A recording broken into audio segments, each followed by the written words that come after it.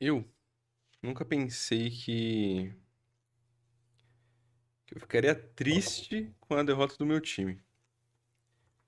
Nunca pensei que eu torceria pra outra equipe fazer gol, pra que o placar não fosse tão grande assim, pra que não tivesse uma diferença tão grande assim, justamente pra se fazer cumprir, ou pelo menos a esperança de que se cumprisse a apuração que foi feita durante a semana, que era de que se o Kleber Xavier quisesse continuar comandando o Santos, ele teria que ter uma vitória segura, uma vitória boa em cima do Juventude, que é o vice-lanterna. Olha que ponto chegamos.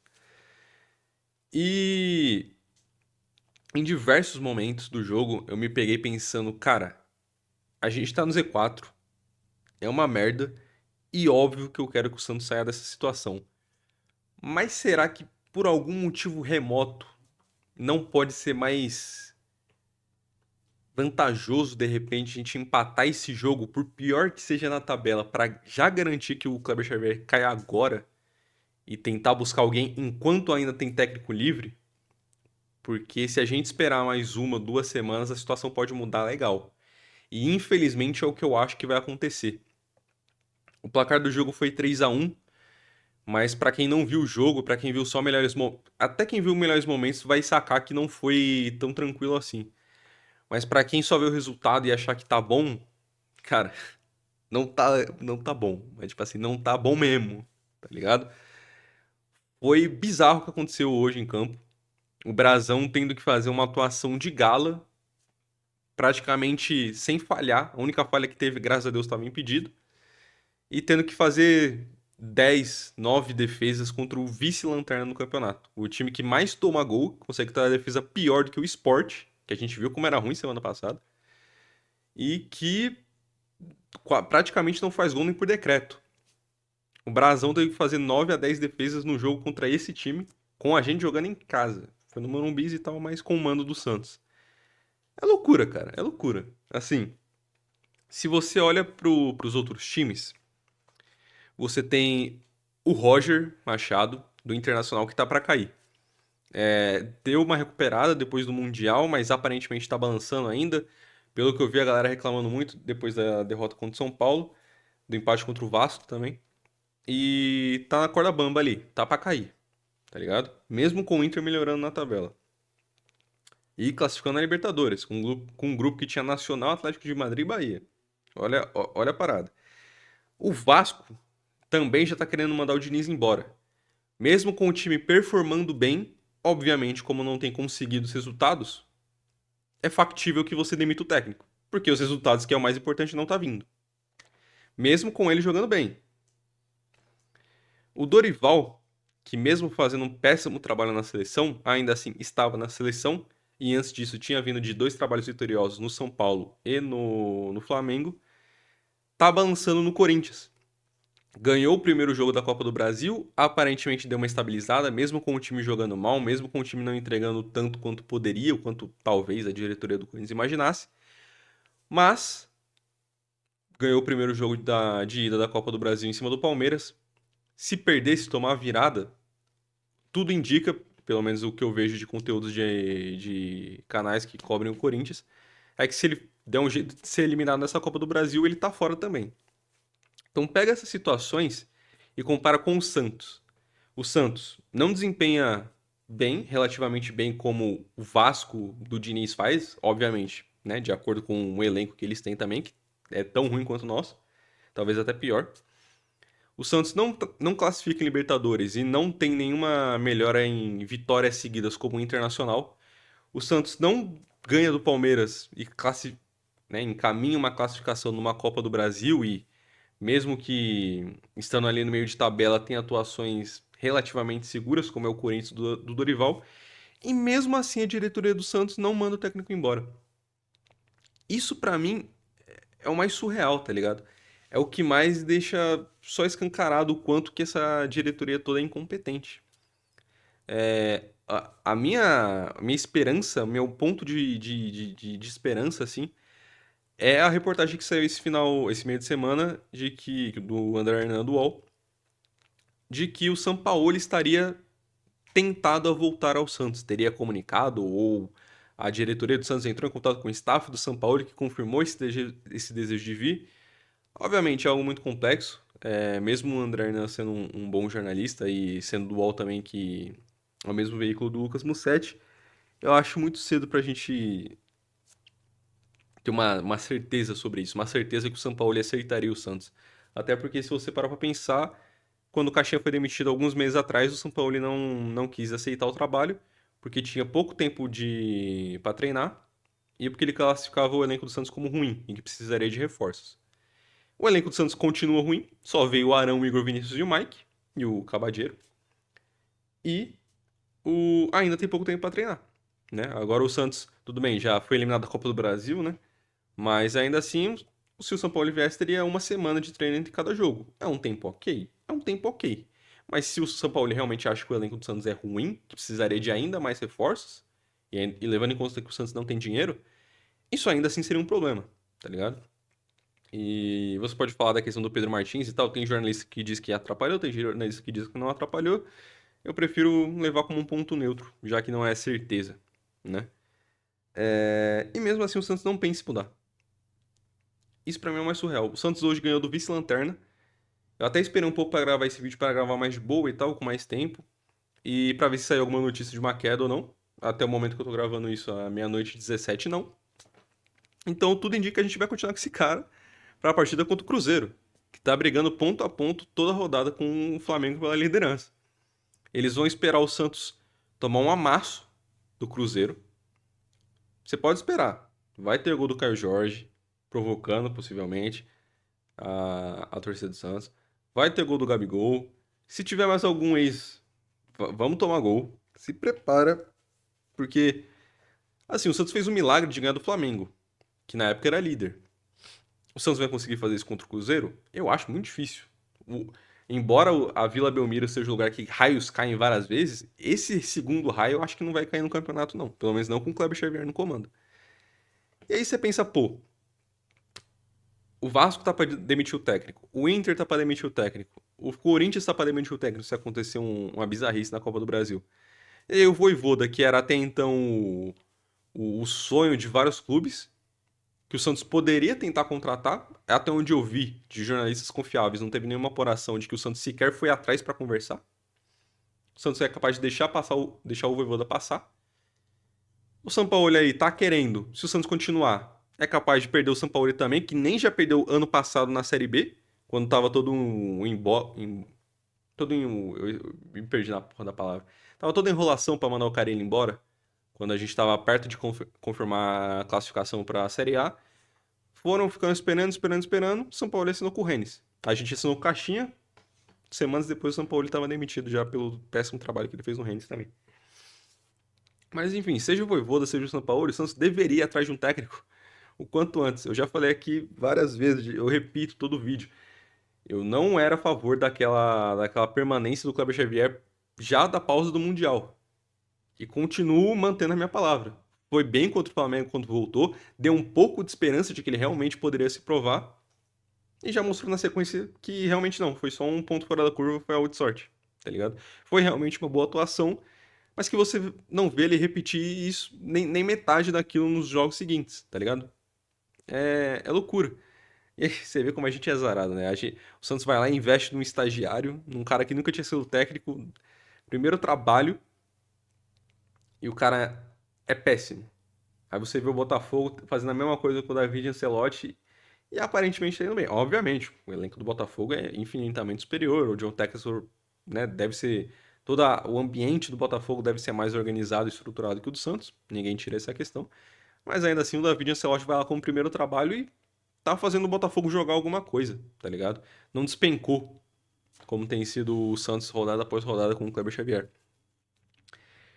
Com essa rodada, a gente sai do Z4, pelo menos momentaneamente. A gente passa, inclusive, o próprio Vasco, que acabou entrando no Z4. O Vasco que ainda tem um jogo a menos. Então, se o Vasco ganhar, ele ainda pode voltar a passar a gente. A gente também passou, se eu não me engano, o Vitória, que vitória do Carille, né? Olha só, que fez a questão de empatar com o Palmeiras esse final de semana. E aí o Santos termina a rodada estando na 15ª posição. É, porque 16º é o Vitória e 17º é o Vasco como primeiro do Z4. Vamos lá, rapaziada. Era o mínimo que esse time teria que fazer era ganhar do Juventude. Mas se você me perguntasse antes do jogo, eu tinha certeza que o Santos não iria ganhar. E, que nem eu falei, é péssimo você torcer por isso. Mas eu tava até pensando se realmente não era melhor. Porque é aquela parada do o mal que vem para o bem, tá ligado? Talvez fosse melhor perder agora ou empatar agora pra já ter certeza de mandar o Cláudio Xavier embora, do que ganhar mais uma vez e ele ganhar mais uma sobrevida de um jogo pra semana que vem. Se ele arranja um empate contra o Cruzeiro, cagado, recuando, botando 11 caras dentro da área, vai ganhar mais uma semana, porque o Cruzeiro tá bem. E aí vai enfrentar o Vasco de novo na Vila. Aí vai lá e ganha do Vasco cagado com o Diniz com 70% de posse de bola, tomando um contra-ataque num gol cagado do Tiquinho. Vai ganhar mais uma semana. E ainda assim, e aí a gente vai continuando até chegar nas últimas rodadas, o time é fudido, aí vão mandar o Cleber Xavier embora e adivinha só, nenhum técnico vai querer assumir, vão ter que botar um interino, que vai ser o César Sampaio, imagino eu, e aí a gente sabe como esse filme termina, né? Cara, eu vou passar bem rapidamente pelos lances, porque esse jogo foi feio. Rapaziada, esse jogo foi feio. Foi pior que bater na mãe. Caralho, que jogo feio. Puta que pariu, mano. Caralho. Ó, o problema já veio de início. Eu falo isso muito e realmente é uma parada frequente. Você vê pela escalação, Igor Vinícius, Gil e Tiquinho titulares. Cara, assim, o Tiquinho é o que eu menos julgo aqui. Porque o David tá péssimo e o Kleber Xavier deveria pôr o Luca pra jogar, não bota. Então o Tiquinho talvez seja plausível de colocar. Mas o Igor Vinícius e o Gil, no mesmo jogo, pelo mesmo lado, aí é loucura, pô. O Igor Vinícius que tem sérios problemas defensivos, deixa muito espaço. E aí quem tem que cobrir aquele espaço é o Gil. Ou então, se você colocar o volante para cobrir aquele espaço, é o Schmidt. São duas máquinas de lavar em campo. Porra, é o time dos eletrodomésticos. É o fogão, a geladeira, a porra da máquina de lavar roupa. É surreal, tá ligado? E, e já me preocupou quando eu vi essa escalação em campo. O Mike, tudo bem que não entrava com frequência no Palmeiras, mas treinando num time melhor, mais arrumado, tendo um ritmo de jogo, tendo confiança do Abel, tá bem fisicamente. Quando ele entra no segundo tempo, você vê que é diferente, tá ligado? É titular com dois pés nas costas, e mesmo assim não começa titular hoje. E o Kleber começa com o Igor Vinícius. Mas enfim, falando um pouco dos lances do primeiro tempo, aos 8 minutos, já tem uma defesa do Brasão. O Brasão defende de cara, literalmente com a cara, né? O jogador de Juventude acaba chutando na cara dele, ele defende, a bola sobra de novo e o cara acho que chuta na trave. Um milagre, já não ter começado o jogo tomando gol. Aos 21 tem uma falha do Brasão, que, cara, tem me preocupado um pouco. O Brasão, graças a Deus, esse lance estava impedido, mas o Brasão acaba batendo roupa, não segura a bola, acaba sobrando no pé do jogador de Juventude que chuta. Felizmente estava impedido, mas isso vem me preocupando, porque já se esse gol é validado, seria o terceiro jogo seguido que o Brasão falha. E isso me traz péssimas memórias da Série B. Quem assistiu o jogo, os jogos do ano passado, e teve esse desprazer, viu que os primeiros 4 ou 5 jogos do Brasão, assim que o João Paulo lesiona, foram péssimos, tenebrosos. Eu fiquei extremamente preocupado, já falei, cara, a gente tem que ir atrás de outro goleiro. Depois ele melhora absurdamente, pica, que eu acho que era tudo uma questão de confiança, de muito tempo sem jogar. Depois de alguns jogos, ele volta a ter uma sequência ali de 3, 4 jogos mal, que depois a gente acaba sabendo, por questões que ele revela em entrevista, que era uma questão pessoal dele com a mulher dele, e que aí faz total sentido pelo motivo que foi explicado por ele. E depois disso ele não falha mais. Ele é consistente até o final da Série B, é extremamente consistente ao longo desse ano, só que agora ele voltou a ficar em 3 jogos. Ele falha no primeiro lance no primeiro gol contra o Sport, falha hoje nesse lance que estava impedido, e falha no jogo anterior que tinha sido contra o Inter, né? Com aquele lance ali que ele O lance que o Escobar não vai, não marca o cara, ele acaba indo em cima e acaba dando ruim. Então, 3 falhas seguidas do Brasão é algo preocupante. E eu não sei se é uma questão psicológica, se é algum outro fator, mas enfim. Eu espero que só pare de acontecer. Não acho que é uma questão de muito séria a ponto de ficar realmente preocupado em ficar inseguro, de pensar no João Paulo voltando à titularidade, porque nesse próprio jogo o Brasão provou que, porra, ele pode falhar uma vez em cada jogo que ainda assim ele vai salvar o Santos de tomar uns 15 gols. É uma loucura. Aos 29, tem uma outra defesaça do Brasão numa falta, cobrada pelo jogador do Juventude, um foguete que ele acaba conseguindo tirar. Aos 32 tem uma bola na trave do Barreal, a bela jogadinha inclusive, que meio que já ia se desenhando que seria o segundo gol. Aos 37 tem novamente o chute do Barreal, acaba sobrando um rebote no pé do Neymar que estava invadindo a área. Neymar marca 1-0. Pra gente dar uma respirada, porque até então o Juventude vinha sendo melhor no jogo, mesmo sendo um time péssimo, tá ligado?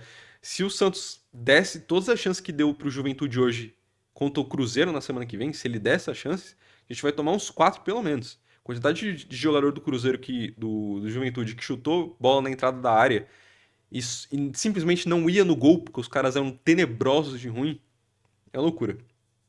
O Santos vai lá, faz 1-0 para dar um alívio. 3 minutos depois, aos 40, já tem um outro chute do Rollaser que acaba desviando no jogador do Juventude e sobra no Barreal também, que faz o dele. Barreal foi brilhante nesse jogo, jogou pra caralho. Talvez tenha sido o melhor jogo do Barreal com a camisa do Santos. Se não foi, fica ali no top dos melhores. Jogou pra cacete hoje. Aos 43 tem mais uma defesa do Brasão. Aos 45 tem outra defesa do Brasão num gol que não dá pra ver certinho se seria um gol olímpico ou não. Porque na hora que o Brasão espalma ali, já tava quase no fim do gol, não dava pra saber. Mas, enfim, evitou um outro perigo. E aos 45 tem o 2-1.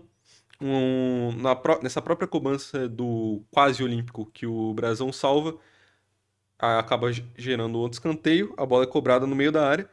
Jogadores do Santos simplesmente cercando o cara do Juventude, um cara alto. Os caras todos cercando o jogador do Juventude.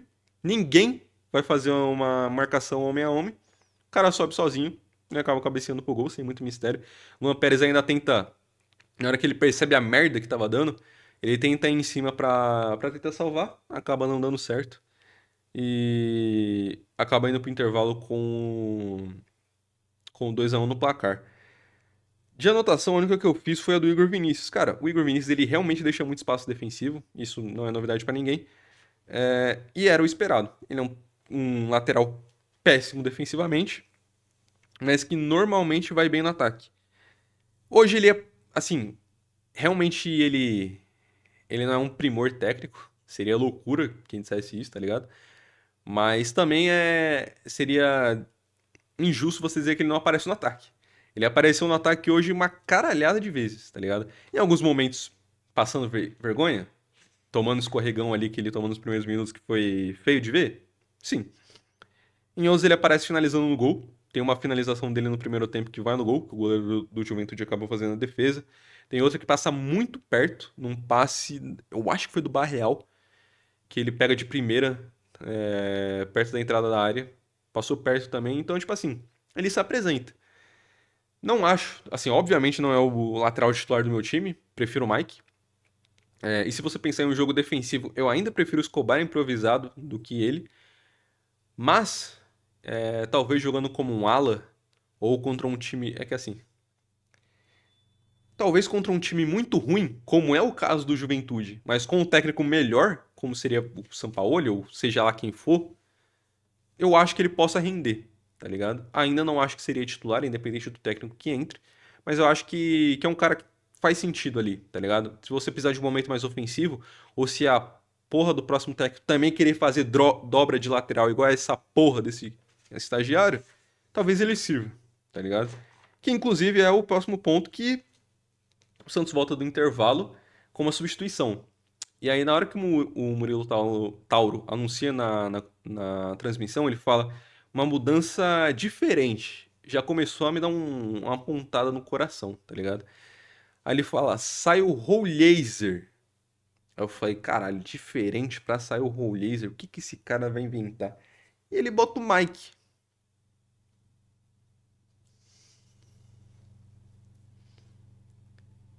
Cara, a gente contrata um lateral que é melhor que todos os nossos, tranquilamente, principalmente do lado direito, e aí ele não começa titular. Pra ele entrar no intervalo pra fazer dobra de lateral com o Igor Vinícius. E ainda vão manter esse técnico pra semana que vem contra o Cruzeiro. É inacreditável um bagulho desse, mano. É inacreditável. Aos 2 minutos, o Brasão já começa salvando a gente de novo. Duas defesas nos 2 primeiros minutos do segundo tempo. Duas defesas em sequência, inclusive. A segunda sendo um milagre, numa cabeçada do jogador do Juventude. Aos 10 minutos, mais uma defesa do Brasão. Acho que aqui já era a sétima dele, pelo menos que eu anotei, tá ligado? Possivelmente tiveram mais. Aos 27. Antes disso, na verdade, tem a saída do Igor Vinícius para a entrada do Cabadeiro, né? Aí o Kleber Xavier resolve fazer o padrão básico, volta o Mike para lateral e deixa o Cabadeiro aberto na direita. O Zé Rafael, posteriormente, também acaba saindo. Na verdade, ele entra no lugar do Schmidt e o Luca Meirelles entra no lugar do Tiquinho. Aos 27, tem um lance. Primeiro lance, assim que tem essas duas substituições do Zé Rafael e do Luca. O Zé Rafael perde uma bola que quase gera o gol de empate do Juventude. O Enio acaba dando uma cavadinha ali que, graças a Deus, foi pra fora. Mas que assim, o Zé Rafael entrou, primeiro lance ele quase entrega, tá ligado? O Zé Rafael ele tem sido complicado porque os primeiros jogos ali, assim que ele chega, ele se entende ali que tem uma questão física, voltando de cirurgia e tudo, tá mais devagar. Depois ele começa a pegar um impulso, um ritmo ali. O jogo contra o Botafogo dele é sacanagem o que ele faz. E os últimos jogos ali antes da pausa pro Mundial ele tava bem. Só que desde que ele voltou, ele tá mal. Não à toa foi reserva hoje. E, porra, tá mal, tá ligado? Tá mal. O Zé Rafael precisa voltar a jogar bem se a gente quiser ter um meio de campo mais controlado. Seja com o bom tempo de segundo volante e ele de primeiro, seja o Rincon de primeiro e ele de segundo e o bom tempo em algum outro canto do time, do elenco. Mas a gente precisa que o Zé Rafael jogue bem pra gente ter um pouco de esperança com esse time, principalmente na questão de criatividade nesse meio campo. Aos 29, tem um lance, moleque, que eu falei, o Barreal hoje tava pros caralho, tá ligado? Ele meteu um três dedos de primeira com a perna esquerda que foi sacanagem. Eu não lembro de quem foi o cruzamento. Eu acho, não sei se foi do Igor Vinícius. Não, o Igor Vinícius já tinha saído nesse momento. Não sei se foi, acho que foi do Mike. Que é putaria. O lançamento vem certinho, ele pega de três dedos de esquerda. A bola passa por pouco, pra fora do gol. Aos 31 tem um outro erro na saída de bola do Juventude. A bola cai no pé do Neymar. Ele de frente, ele e o goleiro, tá ligado? Ele chuta na mão do goleiro do Juventude. Era pra matar o jogo, tá ligado? Nessa hora eu já comecei a pensar, caralho, a gente vai tomar um empate. O Neymar vai ser esculachado de novo. E se fosse nesse lance, seria com razão, tá ligado? Porque na hora que ele pega essa bola na saída errada do Juventude, o Luca tava livre. Poucos metros da distância dele, com o gol aberto, porque o goleiro tava na frente do Neymar, mais pro lado esquerdo do gol, pelo olhar da câmera. E o Neymar resolve chutar ao invés de passar pro Luca. É óbvio, pô. É o Neymar jogando pelo Santos, no Morumbi com a camisa azul. Ele vai estar empolgado, ele vai estar animado pra, porra, relembrar esses momentos. Mas, porra, ali, se o Santos não consegue a vitória, ele seria sacramentado. Sacramentado não, porra. Seria ser sacrificado por conta desse lance e seria com razão. O Luca, querendo ou não, estava livre. Se no lugar do Luca fosse o Tassiano, eu entenderia completamente ele não ter passado. Mas como era o Luca, pô, um moleque novo também e tal, moleque que tem a qualidade que a gente sabe que tem, faria mais sentido passar pro Luca. E aí, aos 34, o próprio Luca sofre um pênalti, o Neymar cobra, e aí, porra, não tem mistério, o Neymar de pênalti é gol. E aí faz o 3-1, crava o placar que traz a segurança pra gente de pelo menos dormir uma rodada fora do Z4. E posteriormente também só tem a saída do Barreal pra entrada do Escobar. Né? Aí ele resolveu fazer a dobra de lateral no outro lado agora. No começo ele deixa o Escobar mais adiantado e o Souza mais recuado. Acredito eu, pelo que foi falado na transmissão, que era porque o Souza estava cansado, então o Souza não precisar correr tanto no ataque. mas pro final do jogo também ele acaba botando o Escobar na defesa e deixa o Souza no ataque mesmo, já que o jogo tava aparentemente ganho. E assim acaba o jogo. Cara, pontos positivos desse jogo. Bom tempo titular, dá outro ritmo pro jogo. Assim, é bizarro a diferença que ele faz em campo, tá ligado? Principalmente quando você compara com os outros jogadores do Santos. Dormir fora da zona, que tem sido difícil ultimamente. E o Neymar jogando mais 90 minutos. Cara, isso tem sido bom. Acho que é o terceiro jogo seguido que ele joga nos 90 minutos e joga bem, tá ligado? Mesmo sofrendo uma falta aqui, outra ali, não tem se jogado no chão, não tem sentido muitas dores. Teve até um dos últimos jogos, eu não lembro qual foi, que ele sente uma pancada ali, ele dá uma mancadinha, mas depois volta normal, tranquilo, sem problema. Isso é bom, cara. Isso é bom porque assim, se o Santos precisa ter um pouco, precisa ter o Zé Rafael em boa forma e jogando bem, para ter um pouco de esperança de buscar algo nesse campeonato, o Neymar é a mesma coisa. O Santos sem o Neymar perde muito, principalmente se você levar ele em referência no ataque, principalmente quando joga como falso 9, já que os nossos centroavantes não servem para nada. E só um adendo também, a arbitragem desse jogo foi sacanagem, moleque. Eu nem lembro o nome da porra do juiz, mas o que esse cara é ruim, como a maioria dos juízes brasileiros, mas o que esse cara picotou o jogo foi sacanagem. A quantidade de amarelo besta que ele distribuiu, tá ligado? Foi uma loucura. E falando rapidão, jogador a jogador, Prazão, que nem eu falei. Pode falhar tudo do jogo, que ainda assim ele vai provar que ele vai salvar o Santos de tomar goleada. É uma loucura. A gente tomou 10 finalizações no gol, só no gol, do vice-lanterna, e mesmo assim ele conseguiu segurar a vitória. O Igor Vinícius, que nem eu falei, acho voluntarioso, acho que talvez seja bom num esquema ali como um ala, não como um lateral, porque tem problemas defensivos. O Gil foi péssimo, péssimo, péssima partida do Gil. Mostrou porque já estava pensando na aposentadoria e porque realmente tem que ser o último zagueiro. Inclusive eu não falei disso, mas é loucura ele entrar com o Gil e não entrar com o Luizão, pô. Eu já falei aqui várias vezes, toda vez que o Luizão entra, ele faz alguma merda, tá ligado? É impressionante, ele é muito afobado. Mas eu prefiro que ele entre, tome coragem, pegue o ritmo de jogo para perder esse medo logo, do que ele ficar mofando na reserva toda vez que a gente precisar que ele entre. Ele não vai entrar, porque ou vai entrar mal, e aí você vai deixando o Gil pra jogar que já claramente não tem condições, tá ligado? Claramente o Gil não tem condições de jogar uma Série A. E infelizmente, né? Que se aposente logo, por favor, e que não entre mais, principalmente como titular no meu time. O Luan Pérez, eu acho, fez uma partida ok ali, não teve culpa no gol. Eu vi gente falando que foi erro dele. Eu não acho. Pra mim foi culpa do. Na galera ficou circulando o jogador do Juventude ao invés de fazer uma pressãozinha ali nele. O Luan Pérez só tentou salvar no último instante, sendo que ele tava cobrindo outro cara. Então não acho que foi culpa dele. O Souza acho que jogou muito bem. Tem um lance, inclusive, que o Souza sai driblando, que ele pega a bola na ponta.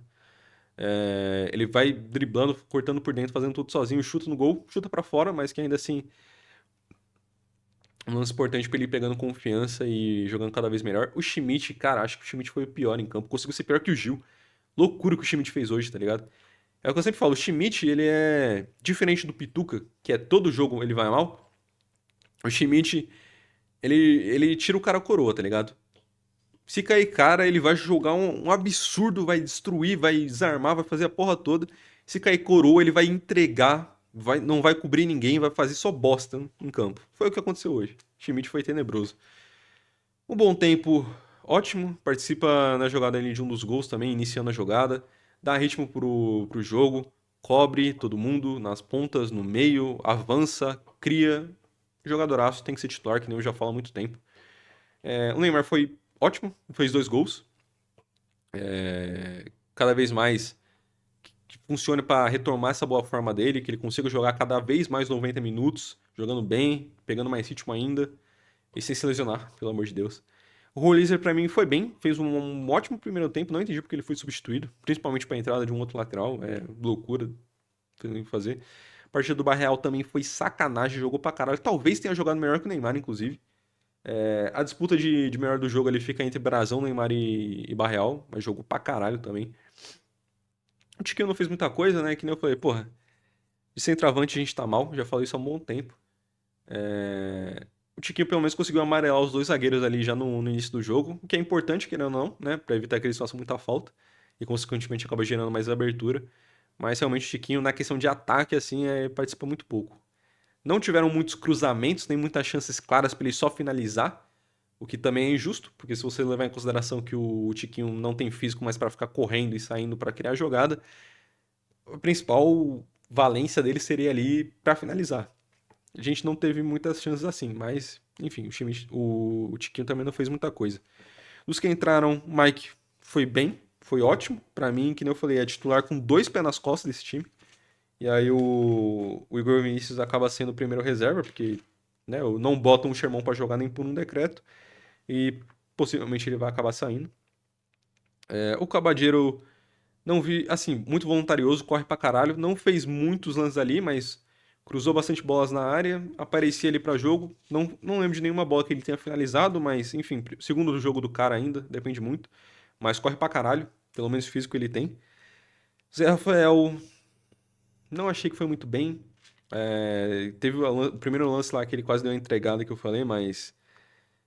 Enfim, ainda tá muito aquém do que a gente espera de um jogador como é o Zé Rafael. Não só antes da lesão, mas depois dela que a gente viu ele jogando muito. Com a própria camisa do Santos. O Luca acho que foi bem, não, assim como foi o caso do Tiquinho, não apareceram muitas bolas claras para ele finalizar. Ele sofre o pênalti que o Neymar cobra e que acaba cravando o placar, ou seja, ele fez um lance da segurança para a gente ganhar esse jogo. Também poderia ter feito outro gol se o Neymar, ao invés de chutar na cara do goleiro, tivesse passado para ele, que nem eu mencionei também, no erro de falha do Juventude. Mas no geral acho que foi bem, foi bem. E é isso, rapaziada. Vamos dormir fora da zona, pelo menos por hoje, pelo menos por enquanto. O que vai acontecer? Não sei. Espero muito que. Já passou da meia-noite, eu espero muito que até o final do dia de hoje o Cláudio Xavier seja demitido e vão atrás do Sampaoli, do Vojvoda. Porra, eu ia falar o nome de sacanagem aqui, o Lisca, tá ligado? Mas eu não consigo falar o nome do Lisca nem de brincadeira, tá ligado? Enfim, rapaziada, vitória pra nós, uma rodada de um pouco de tranquilidade. Simbora.